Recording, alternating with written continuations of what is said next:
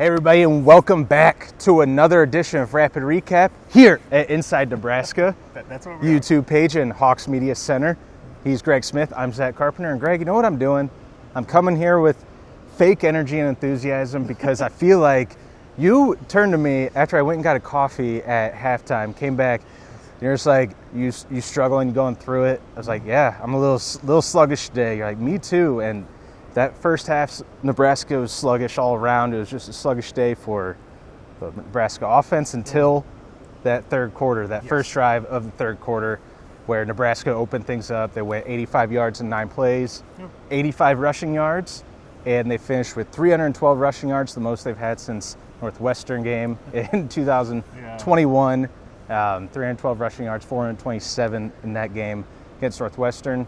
All led to a 28-14 win over Louisiana Tech, but it was sleepy and slow to start until then. It was a weird game, man. And I think those of you at home and most of you that are watching this watched that game, and it was strange. It was kind of, because it was gloomy early on, it was just kind of sleepy, like you said, getting into it. But then we've gone this far, I don't know how many minutes it's been, maybe 2, and we haven't mentioned. I talk a lot. Yeah, well, no, but that wasn't the point. The point was that we went turnover, punt, media timeout, another media timeout. There was one play where it was an injury, media timeout. They came back for the fourth down punt, or it was a third down, and I think maybe a fourth down punt. Either way, it was one play, another media timeout. There was just no rhythm to it. Yeah, there was no flow to the game, no rhythm until, like you said, that third quarter, Nebraska came out and kind of opened things up. And I thought that was really kind of got back to what is now becoming Nebraska football. It's weird that we have something that I feel like we can say now is kind of Nebraska football. They're going to do really well on defense. They're going to stop the run.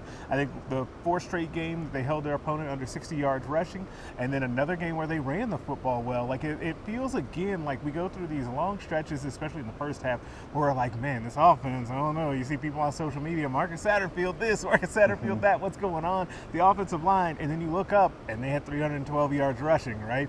That third quarter drive, though, was a huge deal. No passes on that drive, all runs, a lot of Anthony Grant. AG, as they always call him, I always forget his name is Anthony because they call him AG so much. Had a great game. It's kind of a nice redemption story for him as well. Running game got going finally. Defense put together another basically full game. It was a roller coaster of it. Right.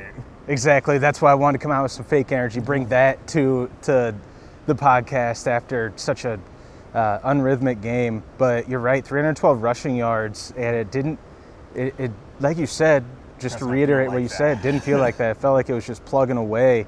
And as you mentioned, Anthony Grant, 18 carries for 135 yards and a touchdown. Heinrich Haarberg, 19 carries for 157 yards and a touchdown. Not a great day passing for him, 8 for 17 for 107 and a touchdown. But he had the 72-yard explosive touchdown, which helped make up for the fact that Haarberg had a 75-yard touchdown run wiped out on a holding penalty, and Anthony Grant had a 70-yard touchdown was a great run. That run was an incredible run, and I wish that had stood just for that, because you'd be seeing that highlight all over the place. It's a little weird now to play it when you have it get called back. Yeah, I mean, both of them are wiped away by holding calls. The one against Anthony, or on the Anthony Grant one, was a bullshit holding call, to be honest. The officials were not great all game long, or at least They called a pretty tight game all game long, so that kind of holding wasn't good. Because there were ones on the other side when Nebraska finally got one, and this is always my favorite thing. So I feel like I'm always the one to mention it on a podcast. Is a sarcastic clap from the crowd after they finally got it. I tweeted about it. I love those every time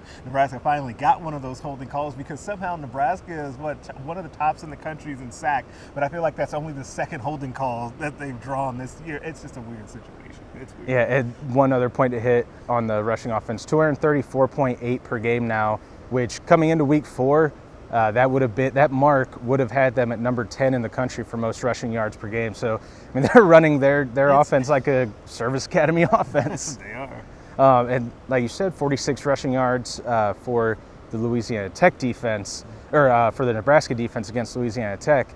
So they're going to be I mean, they came in with 46.3 rushing yards allowed per game, which was number 2 in the country, and they'll have that. Nebraska won the turnover margin thanks to an Isaac Gifford interception with 47 seconds left. The first one of his career, he actually, right back there, talked about that after the game, about getting his first one. He was like, man, I really needed that. He was super excited. I saw when it happened, ran off the field. Teammates were kind of giving him a hard time, like hyping him up.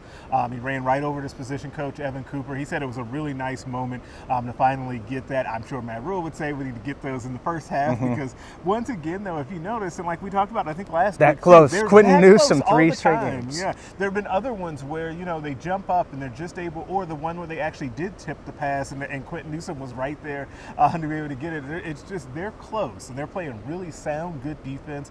I just think those turnovers, I think once the dam finally breaks on that, I think that they will get them in bunches. But that's really the only knock on this defense so far. Yeah, and I thought that the turning point in the game I wanted to talk about was 2 plays.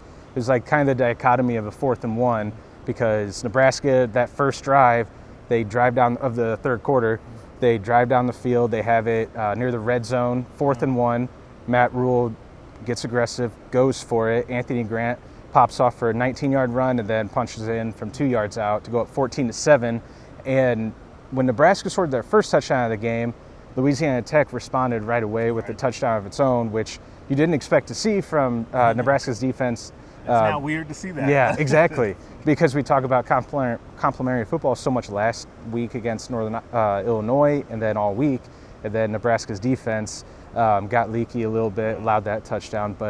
And then it looks like they might wind up doing the same thing when Nebraska goes up 14-7 and Louisiana Tech drives down the field, aided by a catch by Dakotas Crawford too, former Husker. And 4th and 1 for Louisiana Tech. They call their own quarterback sneak with Jack Turner, but Nebraska had Nash Hutmacher on that play. They did, and it was a great play by him. Also noticed, I mean, it was a nice little package. Little is not the right word, though. Nash Hutmacher, Ty Robinson, RVP, Riley Van Poppel was also in on that. Good to see the young freshman get in there. They did a really nice job on that play. And then you mentioned Haarberg touchdown earlier. Shortly after that, Haarberg throws it up high, and Thomas Fidone skies up to get it, and then takes it the final way for his 3rd straight touchdown catch in as many weeks. He's really been coming along nicely. I think his only catch, though, of the game, he said, though, afterwards, that they had actually tried to run that play a couple other times in the game to get him involved and get him a catch, and he messed up. So he's got something to go watch in the film room and get better at. There's always something, right? Yeah, that's 3 straight games with a touchdown reception for Fidone. First time since 2008 that players caught 3 straight. Nebraska tight end has had 3 straight games with a receiving touchdown. So he's starting to come into his own, gain some momentum a little bit as we move forward. But one of the notable things from that sequence on the 4th and 1 was, and this is the last thing I want to talk about, and then we'll get out of here. On the 4th and 1 for Nebraska's offense, right before that play, I was listening back on the broadcast, and Matt Millen, the color analyst for Big Ten Network, he made a good point. He said, if you can't get 1 yard right here against Louisiana Tech, you're going to have a really tough time in the Big Ten. And now Nebraska is up to 2-2 after 2 straight wins, its first home winning streak since September 2021. And now they welcome in Michigan. So right on time. Will they be able to run the ball that effectively against Michigan and be able to have that aggressiveness and be successful with those aggressive calls against Michigan? That's another question to ask. A whole nother question to ask, can they do that and also clean up those penalties? One of the things we didn't talk about, the last thing I want to mention, is that, they still had sloppiness. There were stretches there. I think they only had 1 or 2 penalties in the second half, so much better in the second half than the first, but they've got to eliminate that if they're going to spring an upset next week. We've talked about this kind of off-pod. I think Michigan has as good a chance as anybody to win the national championship, so if you're going to beat a team like that and try and upset them, you're not going to do it with turnovers and penalties, so they got to clean that up as well. And we didn't even mention Nebraska had 2 fumbles and didn't lose either of them by Tommy Hill on the opening kickoff of the second half, and then Haarberg again later in the game. Both had a fumble, but jumped right back on it. So sometimes, to use a football cliche, sometimes the ball does bounce your way, and it did for Nebraska today. Now they're 2-2, and we can talk all week, like I mentioned, our bold predictions podcast. Like, Well, round about Wednesday, I think we'll be talking ourselves into. Well, this is the pathway to an upset, beating Michigan. So real quick though, I know we got until Wednesday, but I will say this: that run defense, it's the truth. Like, I really do think that the problem is that this might be the best rushing attack in the country, right? And so it's going to be a true test for them. But that is the first step to anything that Nebraska is going to be able to do this coming Saturday against Michigan, stopping the run, which they've been doing all year. I think it's possible. I think it's unlikely, but I do think it's possible because the blueprint is there to upset the number 2 ranked team in the country because of the way that Michigan plays and the way this defense has been playing. And that remains to be seen. I guess also remains to be seen who the quarterback is next week, because even though Nebraska is 0-2 with Jeff Sims and 2-0 with Heinrich Haarberg, Matt Rhule is still, as expected, non-committal about who the quarterback would be going forward. But even if the answer seems simple, but we'll be finding that out throughout the week. We didn't even mention the lightning delay today for however long that was. Yeah. But didn't want to bring up bad thoughts because this is supposed to be a good vibes podcast. Nebraska is now 2-2 heading into Michigan week, and you guys can catch up on all of our coverage of today's game and Michigan week coming up at InsideNebraska.com. Make sure to like this video, subscribe to the Inside Nebraska YouTube page, and get these videos dropped directly into your feed. We'll be back Sunday with more written coverage on our site and Monday with more coverage on YouTube. So for Greg Smith, I'm Zack Carpenter, and we'll catch you guys again next time.